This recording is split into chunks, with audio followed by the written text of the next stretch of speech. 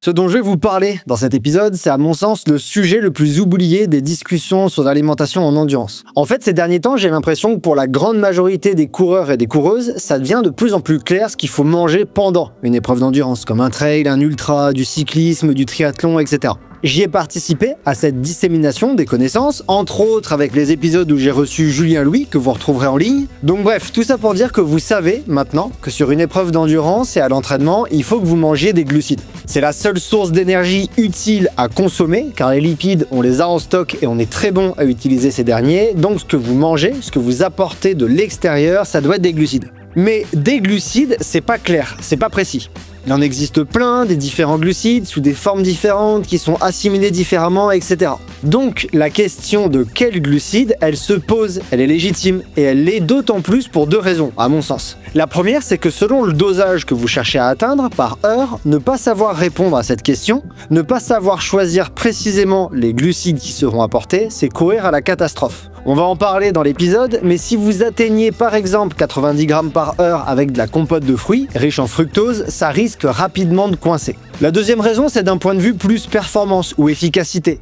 Certains glucides sont moins optimaux, voire inutiles quand on les consomme seuls. Je reprends l'exemple de ma compote de fruits, mais certains travaux qu'on va rediscuter dans ce Scientific Day montrent que le fructose, à l'effort, et en l'absence d'une grande quantité d'un autre glucide, il est très mal assimilé. Et donc vous avez beau en manger de la compote, elle vous aidera pas à bien réaliser votre effort. Vous pouvez faire mieux. Et en fait, pour comprendre tout ça, c'est facile. Il faut juste comprendre un seul sujet, celui des transporteurs à glucides, qui sont la clé de voûte de la consommation des glucides à l'effort, et qui font leur travail dans l'ombre sans qu'on en ait vraiment conscience, alors que sans eux, on serait incapable d'utiliser ces sucres pour courir. Et une fois que vous aurez compris comment fonctionnent ces transporteurs, vous comprendrez en un claquement de doigts les histoires de ratio glucose-fructose ou maltodextrine-fructose, les glucides à choisir selon le temps d'effort fourni, et vous aurez même entre les mains un des meilleurs moyens de prévenir les troubles gastriques à l'effort malgré de hautes quantités de glucides consommés. Je m'appelle Cyril Forestier, je suis entraîneur de trail et pratiquant, mais surtout docteur en sciences du sport. Vous êtes dans Courir Mieux, le seul podcast de trail qui vous aide à progresser grâce à des conseils fiables basés sur la science. Et je suis ravi de vous présenter ce Scientific Day partie 1 sur les transporteurs de glucides.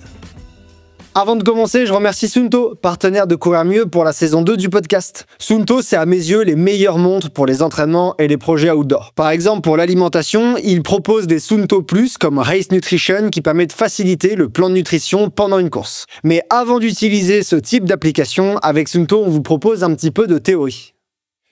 Je vous propose de reprendre au tout début avec en fait une question simple. Quand on parle de nutrition à l'effort, la question de comment consommer de grandes quantités de glucides sans avoir de troubles gastriques, elle revient souvent. Alors on sait que les grandes quantités de glucides, elles sont intéressantes, et on sait que les apports glucidiques en trail et en ultra trail doivent être élevés.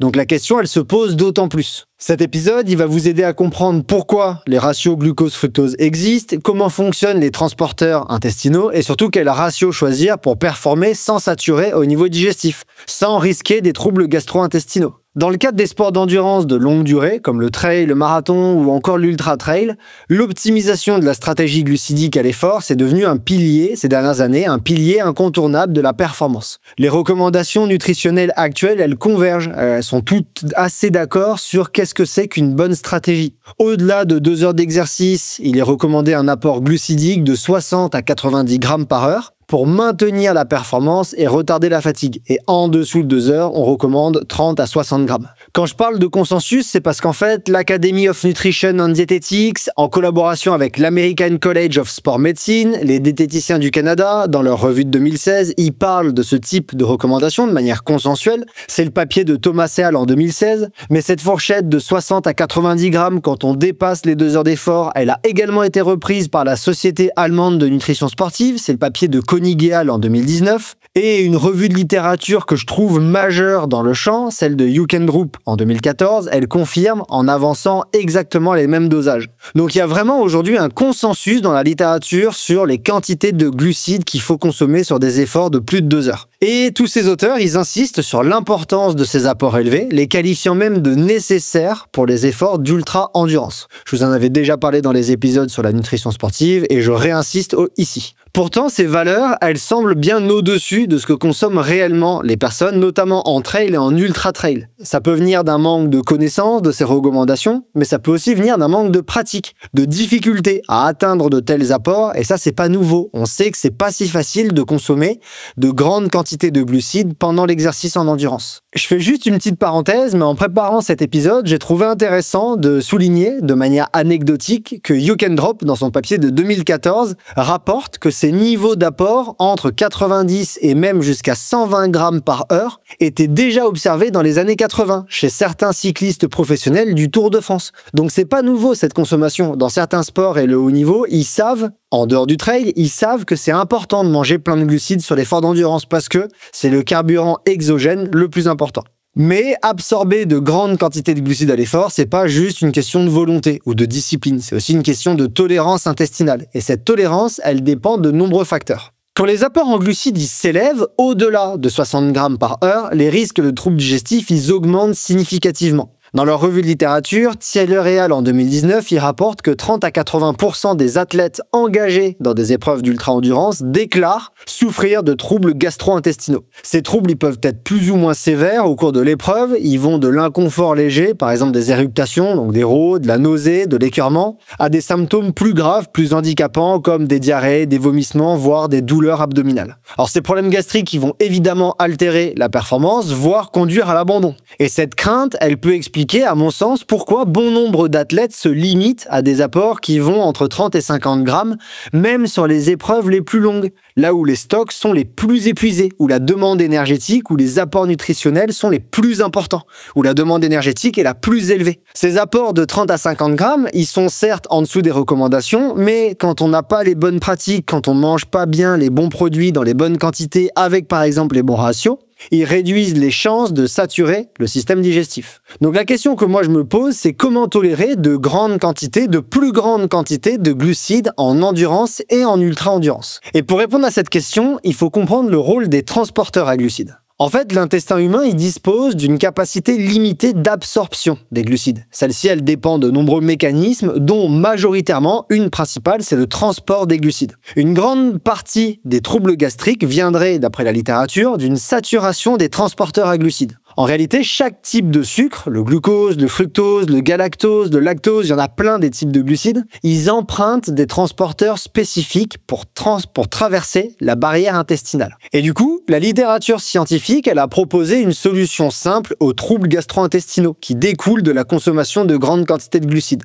Il s'agit de l'utilisation de glucides dits transportables de manière multiple. En anglais, ils parlent de Multiple Transportable Carbohydrates, ou MTC. Je vous propose d'utiliser une métaphore simple. En fait, on peut comparer les formes de glucides à de la marchandise qui doit être livrée aux muscles par des camions spécifiques. Le glucose, par exemple, il prend un certain type de camion. Le fructose, il emprunte d'autres transporteurs, d'autres camions, ou alors il passe par train, peu importe. Dans notre stratégie nutritionnelle, si on ne charge que des camions d'un seul type, par exemple uniquement les camions qui transportent le fructose, on finit par saturer le trafic. Il y a trop de marchandises pour trop peu de transporteurs, ce qui va provoquer des embouteillages, donc là dans ma métaphore, des troubles digestifs. En combinant plusieurs types de glucides, notamment le glucose et le fructose, on peut utiliser plusieurs, entre guillemets, voies de livraison en parallèle. Cela permet de faire passer plus de glucides en limitant les risques de provoquer une saturation au niveau de l'intestin, en limitant les risques d'embouteillage. En résumé, l'utilisation combinée de plusieurs sucres, elle permet d'augmenter la quantité totale de glucides absorbables par heure, tout en réduisant les risques de troubles digestifs, en limitant la surcharge d'une seule voie de glucides. Et c'est cette logique de jouer sur plusieurs transporteurs pour augmenter les dosages en glucides et limiter la saturation de certains transporteurs, qui explique l'apparition sur certains produits d'effort des ratios glucose-fructose. Un ratio de 1,08 par exemple, ça signifie que pour chaque gramme de glucose, on apporte également 0,8 g de fructose. Pareil pour les ratios 1,05 ou 2 pour 1. Ainsi, pour une certaine quantité de glucides totale apportée, on combine plusieurs types de transporteurs avec du glucose et du fructose. Alors, ces ratios, ils sortent pas du chapeau, ils s'appuient sur des recherches qui ont été menées pour démontrer que cette stratégie permettait d'abord d'augmenter le taux d'oxydation, donc d'utilisation des glucides par heure, de limiter l'accumulation de résidus non absorbés dans l'intestin qui, eux, vont provoquer des troubles gastriques. S'il y a trop de résidus dans l'intestin, il y aurait petit à petit l'apparition de troubles gastro-intestinaux. Et ces ratios, ils permettent également d'améliorer la performance tout en réduisant l'inconfort digestif. Je vais revenir sur tout ça après avec des études spécifiques. Mais dans cet épisode, avant d'avancer vers les ratios, je vous propose de comprendre en détail ce que sont ces transporteurs et comment ils fonctionnent à l'effort. Juste au préalable, je voudrais préciser quelque chose. Le glucose, le dextrose, la maltodextrine sont utilisés exactement de la même façon par le métabolisme. Donc par la suite, je vais beaucoup parler de glucose, comme toutes les études se sont intéressées au glucose. Cependant, quand on s'intéresse, là demain, si vous allez faire vos courses et que vous regardez la composition des produits d'effort, du commerce, vous trouverez plus souvent de la maltodextrine ou du dextrose. Mais gardez en tête que maltodextrine, dextrose et glucose, c'est utilisé exactement pareil. Il n'y a que le fructose qui diffère. Donc, les transporteurs de glucides, à l'effort, ils dépendent d'un système qui est organisé et qui est géré par des protéines spécialisées qu'on appelle les transporteurs de glucides. Il existe de nombreuses familles de transporteurs dans le corps humain, comme les MCT, monocarboxylate transporters, les ABC, ATP Binding Cassette ou encore les SWIT. Toutes ces familles, elles ont des rôles divers. Elles transportent d'autres substrats que le glucide ou elles agissent dans des organes qui ne sont pas impliqués dans l'absorption de glucides à l'effort, donc on va les laisser de côté pour l'instant dans le cadre de cet épisode. Je vous propose qu'on se concentre sur deux familles majeures qui sont impliquées dans l'absorption intestinale des glucides pendant l'exercice d'endurance, à savoir les GLUT et les SGLT. Donc la première famille, les GLUT, c'est en fait ceux qu'on appelle les glucose transporteurs, qui en abrégé fait GLUT. Il en existe au moins 14 sous-types identifiés à ce jour et ils sont numérotés de GLUT1 à GLUT14. Ces transporteurs GLUT, ils sont présents dans de nombreux tissus de l'organisme, comme les muscles, le foie, le cerveau, les reins, mais aussi et surtout dans l'intestin, où a lieu l'absorption des glucides à l'exercice. Le fonctionnement des transporteurs GLUT, il est passif, c'est-à-dire qu'il ne nécessite pas d'énergie pour faire passer les glucides à travers la membrane de l'intestin. Si je vous vulgarise ça, les glucides y passent à travers ces transporteurs selon la concentration de glucides. Ensuite, ils sont majoritairement redirigés vers le muscle à cause des besoins énergétiques. Alors, tous les GLUT ne transportent pas les mêmes sucres aux mêmes endroits. Certains transporteurs GLUT préfèrent le glucose, comme GLUT1, GLUT2, GLUT4, mais en fait, ils sont pas intéressants à l'exercice. D'autres peuvent faire transiter du galactose, mais là encore, il n'y en a pas spécifiquement à l'exercice qui sont intéressants. Par contre, il y a un GLUT qui est particulièrement intéressant dans l'intestin, qui est spécialisé dans le fructose, c'est GLUT5. GLUT5, c'est le seul transporteur connu à permettre l'absorption du fructose au niveau de l'intestin. Ça en fait un acteur clé dans les stratégies de nutrition à base de glucose plus fructose. En pratique, ça signifie que lorsqu'un produit d'effort contient à la fois du glucose et du fructose, le fructose sera pris en charge uniquement par GLUT5 au niveau de l'intestin. Donc à l'exercice, on va en reparler, mais GLUT5 joue un rôle crucial pour augmenter la quantité totale de glucides que l'intestin peut transporter sans surcharge, à condition d'être sollicité avec modération et au bon ratio. Je vous en reparle juste après. Mais maintenant qu'on sait qui transporte le fructose, il serait intéressant de savoir qui transporte le glucose. Et pour ça, on va s'intéresser à une autre famille, ce qu'on appelle les SGLT. À côté des transporteurs GLUT, il y en a d'autres qui jouent un rôle central, c'est ceux qui sont dits Sodium Glucose Linked Transporteurs, SGLT. Contrairement aux GLUT, les SGLT, ils utilisent un mécanisme qu'on dit actif et ils nécessitent la présence de sodium pour transporter les glucides. De manière simplifiée, les SGLT, ils captent le sodium et s'en servent comme moteur, comme énergie pour faire rentrer le glucose dans la cellule.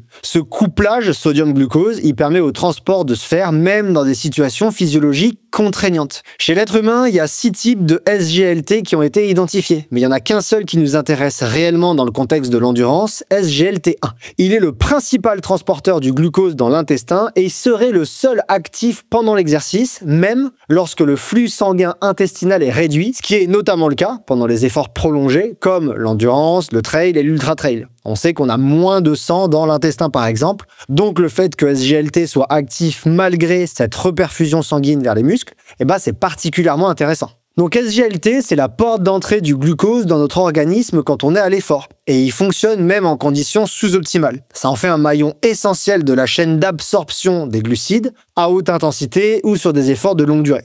Alors, il y a certains auteurs, comme Rowlands en 2015, dans leur revue, qui évoquent d'autres transporteurs, comme GLUT2, GLUT8 ou GLUT12. GLUT2, par exemple, il est impliqué dans le deuxième temps de l'absorption intestinale, en facilitant le passage des glucides depuis la cellule intestinale vers la circulation sanguine. Mais, comme le souligne Ukendrup en 2013, les véritables limitations à l'absorption des glucides à l'effort se situent rarement à ce niveau. Ce sont bien SGLT1 pour le glucose et GLUT5 pour le fructose qui constituent ce qu'il appelle les goulots d'étranglement principaux lorsqu'on cherche à augmenter les apports glucidiques à l'effort. Donc par la suite dans l'épisode, on va se concentrer sur ces deux-là. Et il est important de noter que ces deux transporteurs, GLUT5 et SGLT1, ils ont des limites. Ils saturent quand on dépasse une certaine quantité de glucides par heure. Donc de glucose, de dextrose, de maltodextrine d'un côté pour SGLT1 et de fructose d'un autre côté pour GLUT5. Parmi ces deux transporteurs, SGLT1 c'est celui dont la limite est la mieux connue. Selon plusieurs études que Wilson synthétise en 2015, SGLT1 commence à saturer lorsque les apports en glucose dépassent environ 1 gramme par minute, soit 50 à 60 grammes de glucose par heure.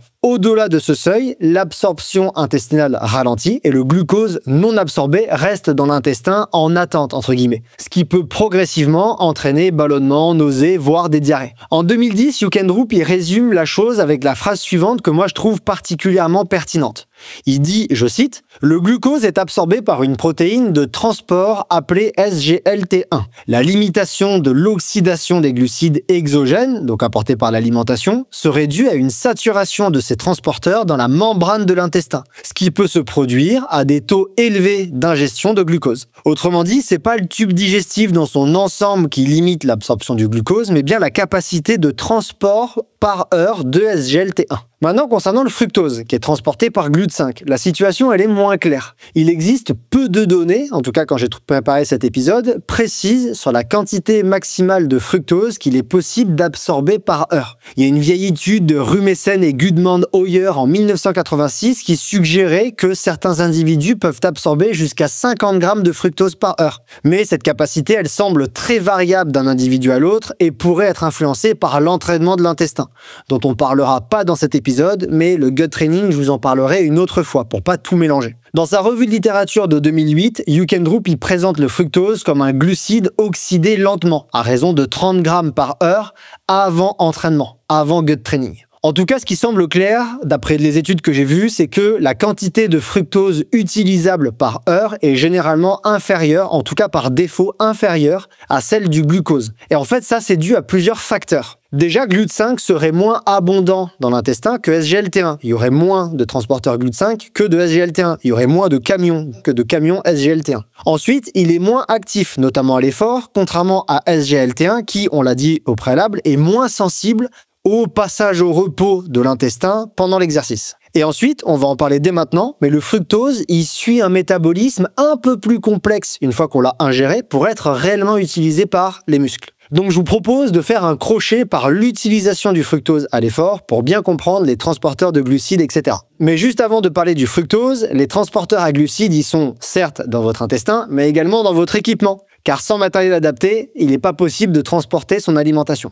Et donc, je vous propose de prendre un instant pour parler de Wise, partenaire de la saison 2 du podcast Courir Mieux. Wise, c'est une équipe de passionnés qui déploient toute leur énergie pour développer du matériel de trail durable, éco-responsable avec un impact réduit sur l'environnement, mais surtout ultra performant, qui répond à nos besoins de trailers et ultra-trailers sur le terrain quand on évolue sur les sentiers de plusieurs minutes à plusieurs jours. Un produit de Wise que j'aime particulièrement pour transporter mon alimentation, c'est le short Sherpa Max.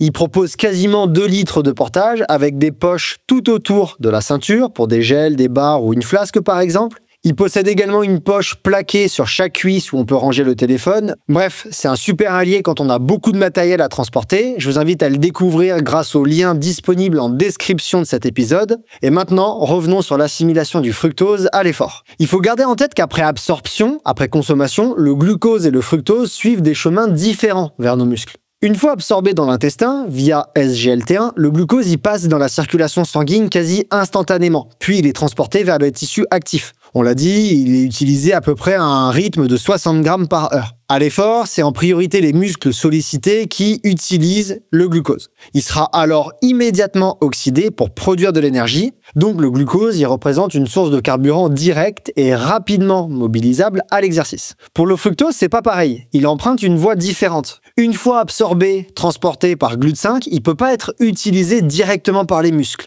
Il est d'abord dirigé vers le foie où il subit une transformation. Dans leur article d'une extrême clarté, Tapi et Rosset en 2017 résument que le foie convertit le fructose principalement en 3 produits. Tout d'abord, il y a environ 50% du fructose qui est transformé par le foie en glucose. Ce dernier est ensuite relâché dans la circulation et utilisé par les muscles, comme je viens de vous l'expliquer préalablement. Ensuite, il y a environ 25% qui est converti en lactate. Ce substrat, il est également utilisable à l'effort comme source d'énergie. Et non, c'est pas un déchet, contrairement à ce qui est souvent cru, et je vous en reparlerai dans un autre épisode. Et le reste, il est transformé en d'autres éléments comme des triglycérides, mais là, ça nous intéresse pas spécialement. Aussi, même si le fructose il n'est pas utilisable tel quel par les muscles, il devient utile après transformation par le foie.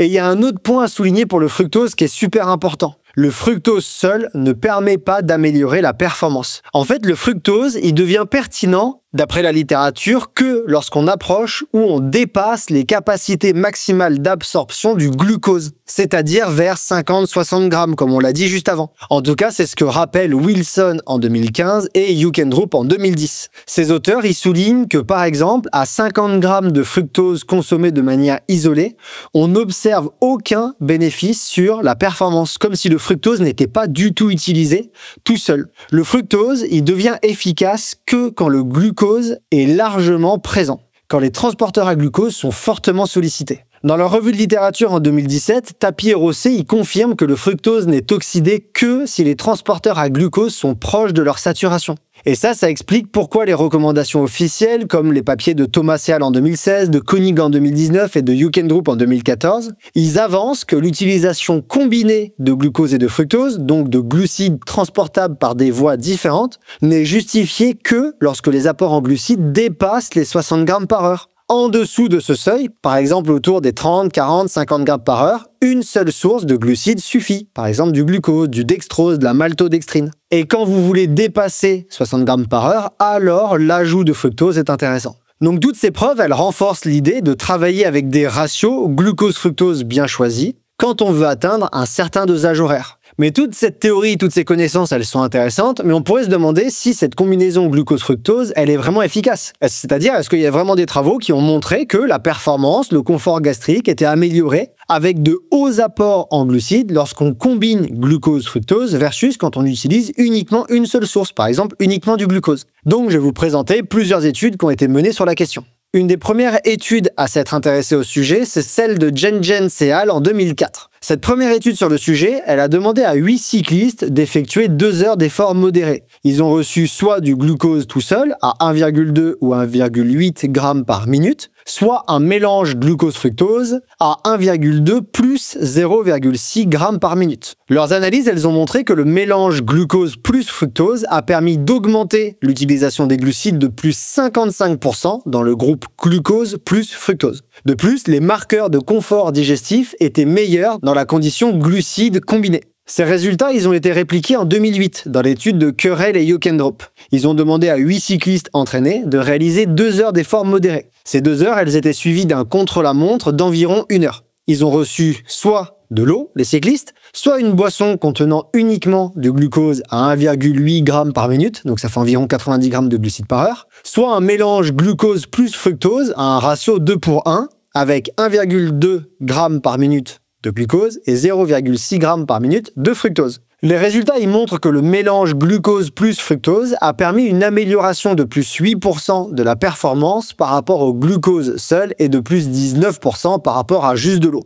Dernièrement, il y a une méta-analyse qui a été publiée sur le sujet, celle de Desfully et al. En 2025. C'est la seule sur ce sujet à ma connaissance, et elle a regroupé 14 essais randomisés contrôlés menés sur au total 125 athlètes d'endurance. Toutes les études incluses ont comparé les effets de boissons qui contenaient uniquement du glucose à des boissons qui combinaient glucose plus fructose en analysant le taux d'oxydation des glucides pendant l'effort, donc le taux d'utilisation des glucides pendant l'effort, mais également le confort gastrique. Les résultats ils montrent que le mélange glucose plus fructose augmente systématiquement, significativement l'oxydation des glucides exogènes, donc les glucides apportés par l'alimentation, en moyenne plus 0,3 g par minute par rapport au glucose tout seul. Et ils ont également montré que cette stratégie, elle permet de réduire la sollicitation des réserves internes, c'est-à-dire les stocks de glycogène musculaire, dont l'épuisement, dont la diminution, on le sait, est corrélé à de la fatigue et à une baisse de performance. Donc d'une part, le mélange glucose plus fructose augmente la quantité de glucides exogènes apportés par l'alimentation qu'on peut utiliser par heure, et d'autre part, elle permet de réduire la quantité de stock qu'on utilise. Et ils discutent également, sans analyse statistique, mais ils discutent également que le confort gastrique a été amélioré grâce au mélange glucose plus fructose. Dans sa revue de 2010, You Can Group y résume les résultats d'une quinzaine d'études ayant testé le mélange glucose plus fructose pendant l'exercice. Il rapporte que ce mélange augmente fortement l'utilisation des glucides exogènes apportés par l'alimentation, et il rapporte aussi que cela s'accompagne d'une amélioration de la performance allant de plus 5% à plus 65% et d'une réduction significative des troubles gastro-intestinaux. Dans sa revue de 2015, Wilson a analysé 27 études portant sur l'ingestion de glucides multiples, glucose plus fructose, pendant l'effort. Il résume que la majorité des études montrent une amélioration de la performance, une réduction des troubles digestifs et une meilleure tolérance à des apports glucidiques élevés lorsque plusieurs types de glucides sont utilisés.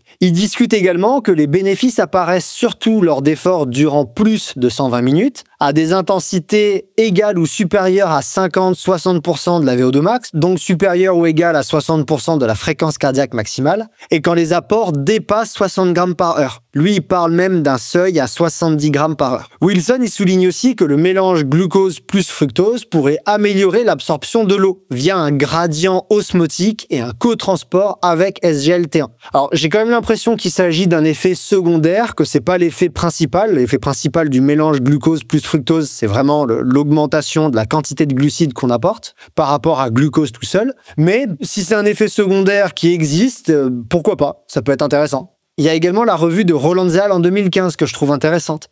Ils ont analysé 14 études, des essais randomisés contrôlés principalement, qui portent sur des exercices d'endurance de 2,5 à 3 heures. Ces études, elles comparaient des boissons glucose plus fructose ou maltodextrine plus fructose à des solutions qui contenaient uniquement du glucose. Le résultat, il montre que les boissons combinées permettent une amélioration moyenne de la puissance de 1 à 9%, avec des bénéfices plus marqués lorsque les apports dépassent 1,7 g par minute de glucides, et lorsque le ratio glucose-fructose se situe autour de 1,08. Ces gains sont associés de manière générale à une augmentation de l'utilisation des glucides apportés par l'alimentation, à une réduction des troubles digestifs et à une meilleure absorption des liquides également. Donc moi j'ai l'impression en regardant cette littérature que la réponse c'est oui.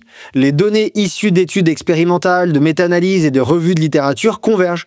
Combiner glucose et fructose, ça améliore l'absorption des glucides, l'oxydation des glucides, la performance et la tolérance digestive comparativement à l'ingestion de glucose seule. En tout cas, quand les quantités de glucides consommées dépassent 60 grammes par heure. Dernière question qu'on est en droit de se poser, c'est quel est le meilleur ratio glucose-fructose? Alors historiquement, le ratio 2 pour 1 ou 1,05 glucose-fructose a longtemps été la norme dans les produits de nutrition sportive. Et d'ailleurs, il a montré son efficacité pour améliorer la performance par rapport au glucose seul. Par exemple, dans l'étude de Curel et You Can Group 2008 que je vous ai cité juste avant, c'était ce ratio qui permettait une amélioration de plus 8% de la performance. Toutefois, aujourd'hui, il n'est pas considéré comme forcément optimal. Il y a plusieurs travaux, dont ceux de Roland en 2015, qui indiquent que l'absorption au niveau intestinal peut être limitée et que le confort digestif diminue avec ce ratio lorsqu'on s'approche de la borne haute que ce que les experts des groupes que je vous ai cités juste avant recommandent, c'est-à-dire quand on s'approche en fait des 80-90 grammes par heure. Et de plus en plus récemment, des études se sont intéressées au ratio 1,08. En fait, les travaux, ils ont mis en évidence que ce ratio un petit peu plus équilibré, un ratio parfaitement équilibré, ce serait 1,1. Ce ratio un peu plus équilibré que 1,05, 1,08 glucose-fructose, il serait le plus performant pour maximiser l'oxydation des glucides exogènes lorsque les apports se situent autour de 80-90 grammes par heure. Lorsqu'on s'approche, lorsqu'on dépasse les 70-80 grammes, et qu'on s'approche des 80-90 grammes. Dans la revue de Roland en 2015, ce ratio, c'est celui qui est associé à la plus forte production d'énergie, les meilleures puissances moyennes, les meilleures allures sur des efforts de longue durée et la meilleure tolérance digestive. À ces niveaux d'ingestion des glucides, les ratios plus équilibrés que 1,05, donc 1,08, ce ratio de 1,08 permettrait une meilleure répartition entre les transporteurs SGLT1 et GLUT5. Et il réduirait encore le risque de saturation intestinale. En fait, d'après eux, tous les ratios compris entre 1,07 et 1,1 offrent une meilleure absorption plus rapide et moins de résidus intestinaux, ce qui contribue à limiter les troubles gastriques. Alors, ça a été confirmé par plusieurs travaux récents, comme par exemple la revue de Podloga et al. En 2022 ou celle de Rowey et al. En 2021,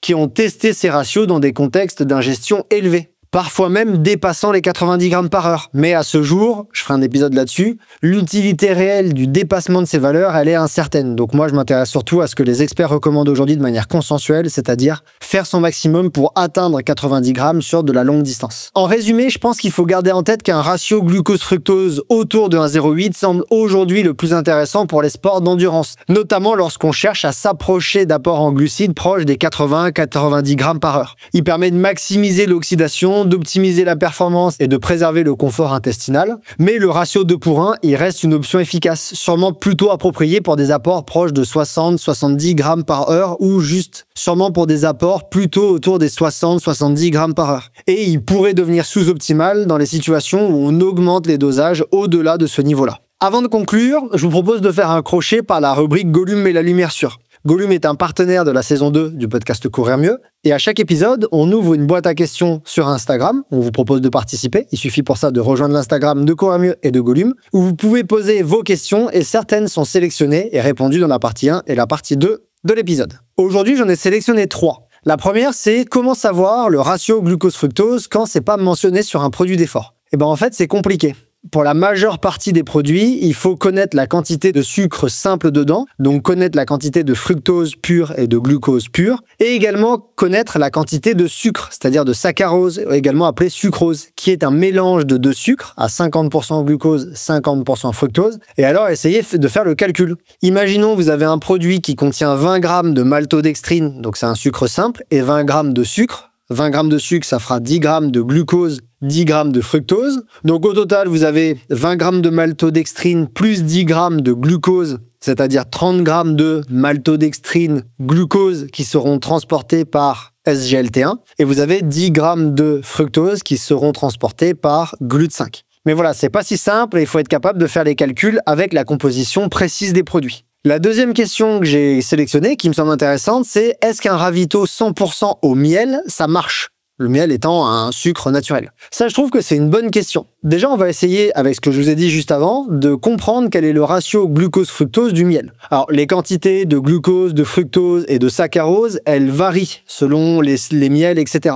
Mais d'après la littérature, je me suis basé sur des revues de littérature que j'ai trouvées, elle est quand même majoritairement cette répartition en faveur du fructose. Une revue de littérature que j'ai trouvée sur le sujet, elle dit qu'en moyenne, dans du miel, on a 38% de fructose, 31% de glucose et 17% d'eau. Une fois qu'on a compté la partie de saccharose répartie à 50% entre fructose et glucose. Donc 38% de fructose et 31% de glucose. Donc à la louche, ça nous fait un ratio glucose-fructose 0,8-1. Donc 0,8 de glucose et 1 de fructose. Donc un ratio en faveur du fructose. Alors qu'on sait que le fructose est moins vite assimilé, moins bien assimilé, et que c'est plus facile de faire saturer les transporteurs à fructose, d'une part, mais qu'il faut saturer les transporteurs à glucose pour que l'assimilation du fructose soit efficace. Donc je vous ai fait un rapide calcul. Qu'est-ce qu'il faudrait avec un ratio 0,8-1 glucose-fructose pour faire saturer ou s'approcher de la saturation des transporteurs de glucose et donc avoir une absorption optimale du fructose? Il faudrait que vous soyez entraîné et que vous soyez autour de 130 à 140 grammes par heure de glucides. C'est énorme, il y a des gens qui les atteignent, mais c'est quand même très rare. Donc autrement dit, avec ce ratio qui est plutôt en faveur du fructose et les quantités qu'il faudrait atteindre pour que le fructose soit bien assimilé,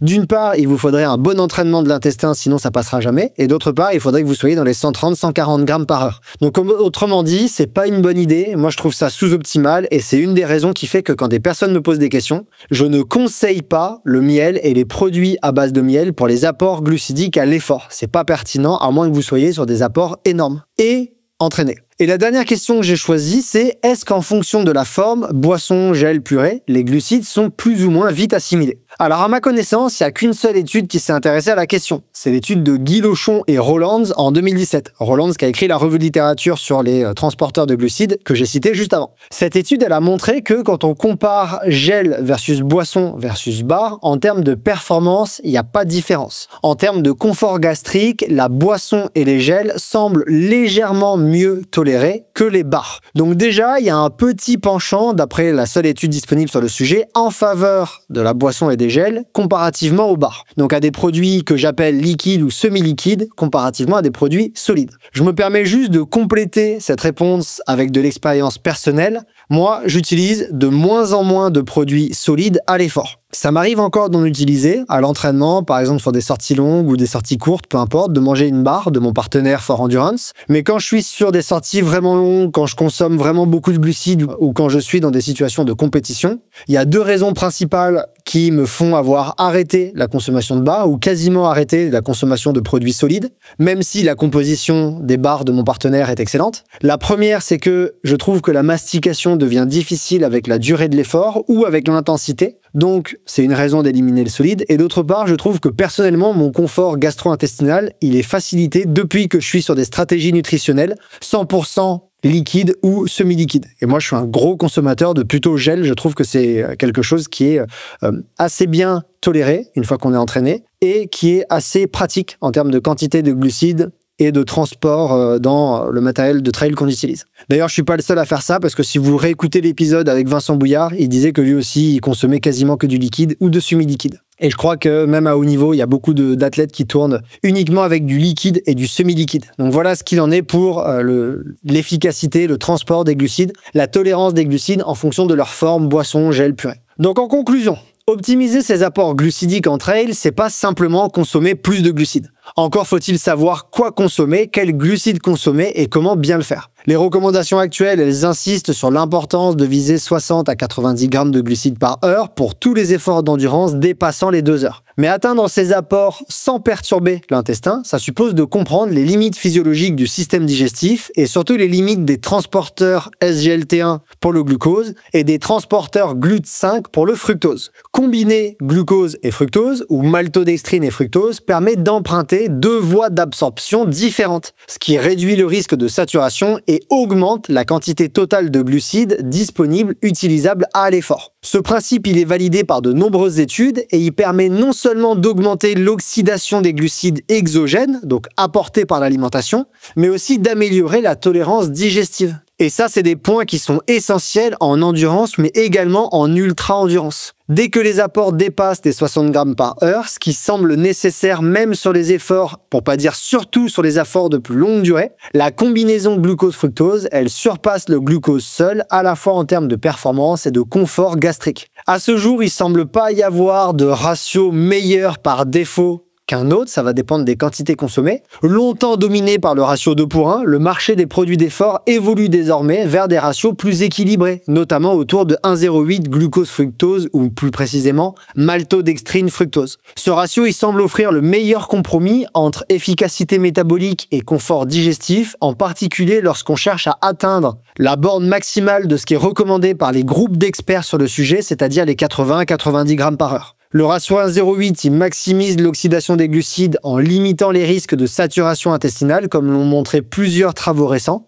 Mais il n'existe pas de ratio parfait valable pour tous, et les données actuelles, elles suggèrent une approche que j'appellerais moi évolutive. En dessous de 60 grammes par heure, une source unique de glucides et surtout du glucose ou de la maltodextrine suffit. Entre 60 et 90 grammes par heure, la combinaison glucose-fructose devient recommandée. Autour de 70 grammes par heure, un ratio autour de 2 pour 1 semble optimal.